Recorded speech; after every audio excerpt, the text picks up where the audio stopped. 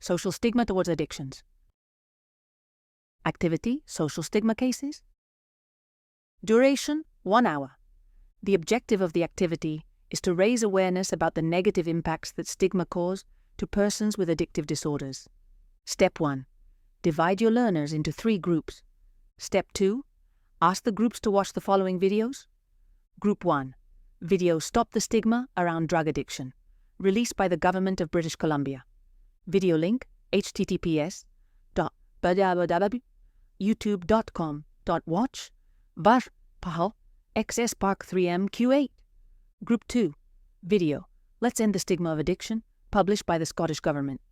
Video link, https://youtube.com/PG-TE6M0AGA. Group 3. Video The Impact of Stigma, Real Stories of Addiction and Mental Illness, that shows different real stories about how stigma have affected the lives of people with addictions. Video link, https://youtube.com/RDO1G107L. Step 3.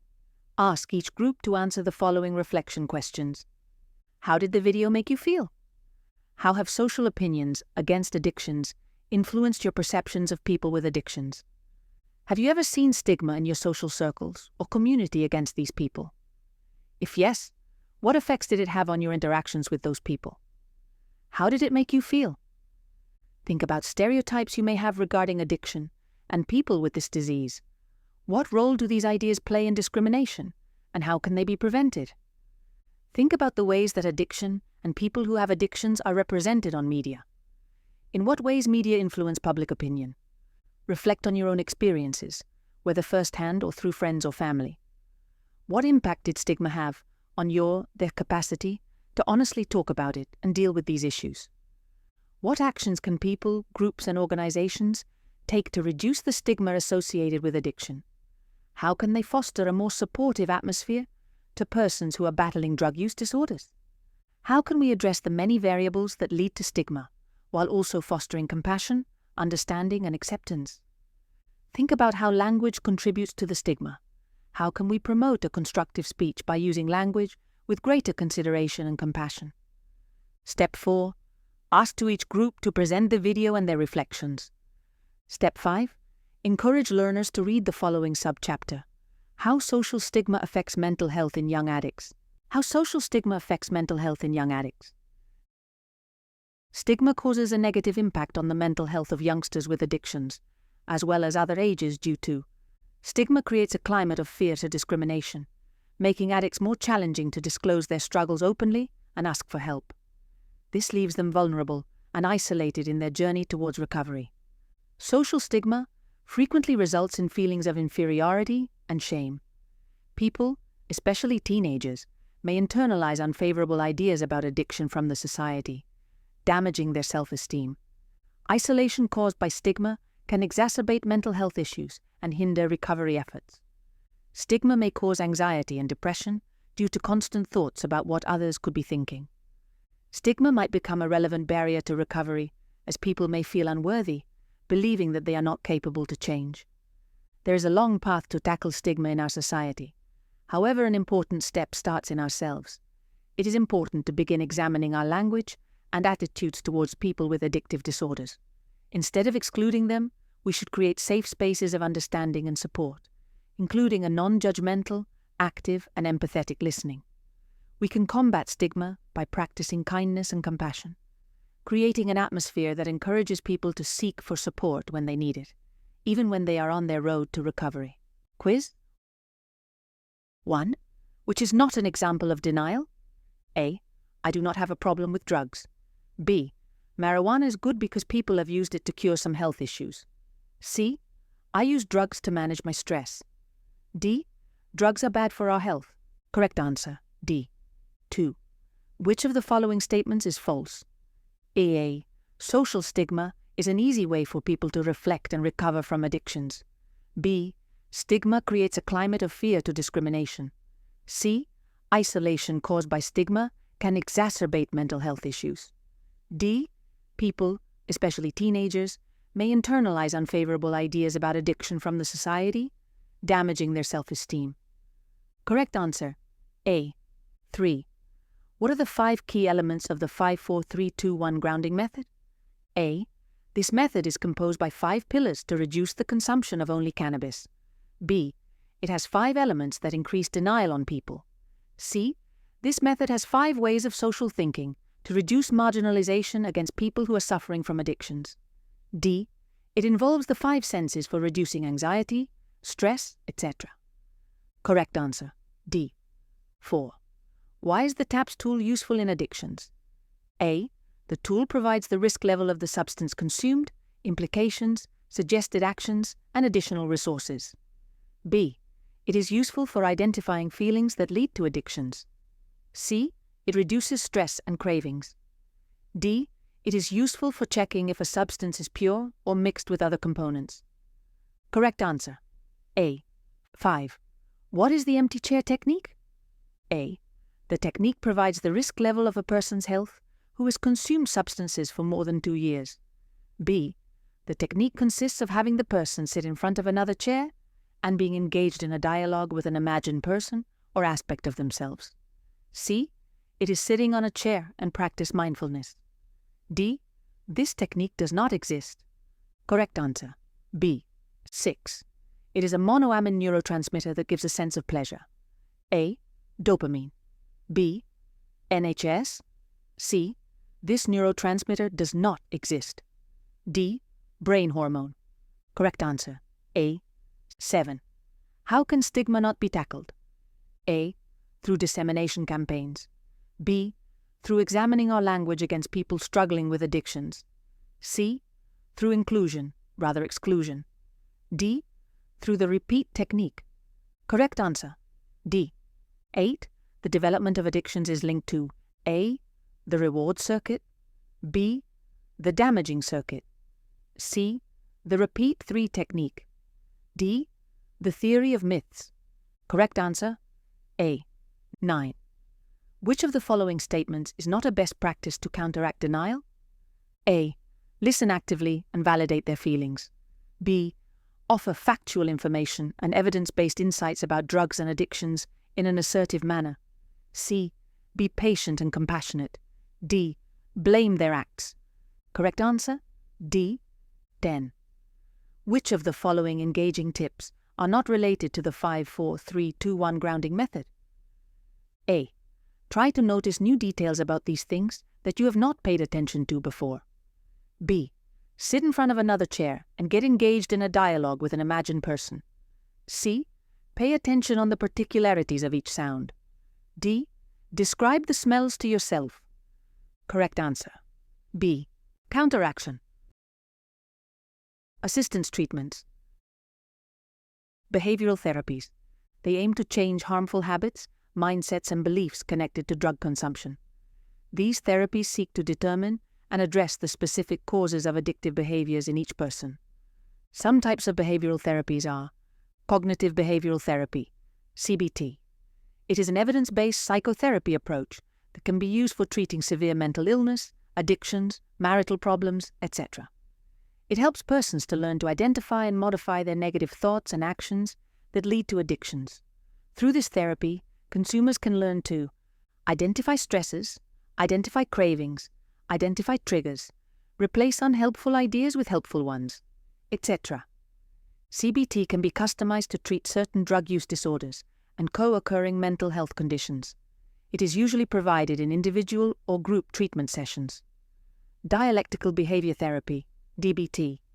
It supports patients in managing their emotions, developing better interpersonal skills, and dealing with uncomfortable situations.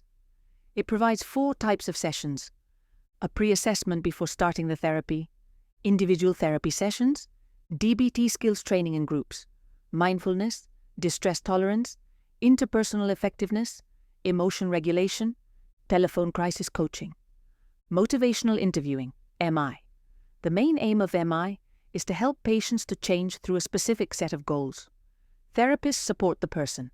Motivation for change by using approaches such as summarizing, open-ended questions, reflective listening, etc. It is composed by 3 main concepts.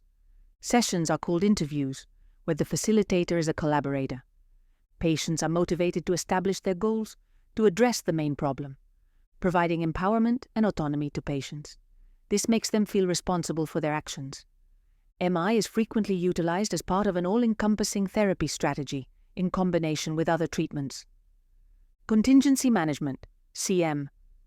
It is a strategy used in alcohol and other drug abuse treatment to encourage positive behavior change, e.g., abstinence, in patients by providing reinforcing consequences when patients meet treatment goals and by withholding those consequences or providing punitive measures when patients engage in the undesired behavior, e.g., drinking.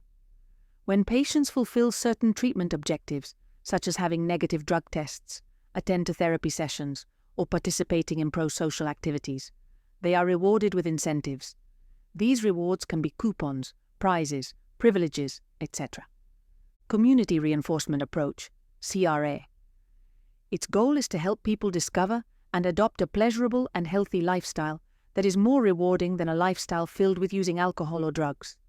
Some examples of these measures are engaging patients in sober leisure activities, creating supportive social networks, enhancing interpersonal communication, problem-solving games, etc. CRA also tackles the factors that contribute to consuming, such as easy availability of substances, financial strains, and social pressures. Medication-assisted treatment, MAT. It treats drug use disorders with medication, helping the patient to control symptoms of withdrawal, lessen cravings, prevent relapse, etc. For example, people addicted to opioids can be prescribed with medications such as methadone, buprenorphine, and naltrexone. Support groups. They are useful for people looking for help and recovery. In these groups, people can get peer support, motivation, etc. Some examples of these groups are established within organizations, like Alcoholics Anonymous, Narcotics Anonymous, Smart Recovery, etc. They provide a secure and accepting atmosphere where people can talk about their addiction experiences, share advices, and get support from all members. If you are looking for support and want to join for free to our STAR community, consult the book's introduction. Programs for outpatient treatment. They provide therapy and support services on a part-time basis. This means that patients are not living in a care center. With this, patients are able to get treatment and attend to their daily responsibilities, such as job or school. These programs can use different therapies, such as medication-assisted treatment, support groups, individual treatment, etc. Residential treatment programs. They are carried out in a controlled facility with constant supervision of healthcare providers. These programs include different tools, such as individual and group therapy, instructional sessions, skill-building exercises, etc. These programs are helpful for people who have used outpatient treatments without success, are in need for intensive treatment, are under severe addictions, their lives could be at risk, etc. Family therapy. Addiction frequently impacts the consumer's family. Therefore, there are also therapies that help them manage the situation. This therapy looks forward to enhancing communication, improving family dynamics, promoting family system healing, etc. It offers a safe space where members can express their worries about their addict family members, acquire useful coping mechanisms, mend broken relationships, etc. Holistic therapies. They have a special emphasis for treating the patient as a whole, to boost their healing.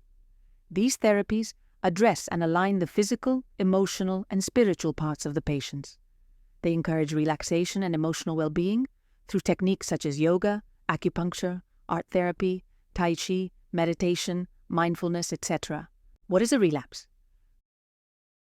Relapse is when a person who is working on their recovery of addictions consumes substances after a period of being sober.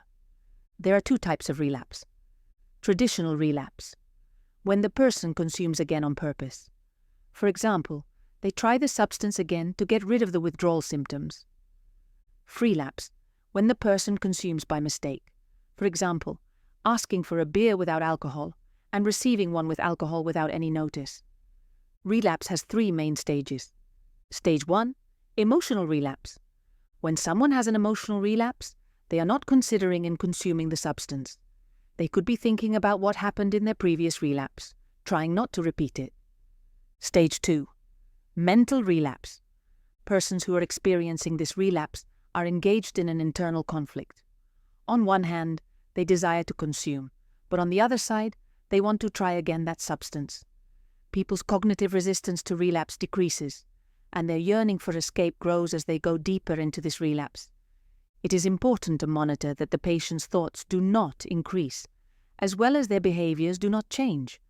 When persons stay too much time in this stage without coping mechanisms, there is a high likelihood that they pass to the next stage.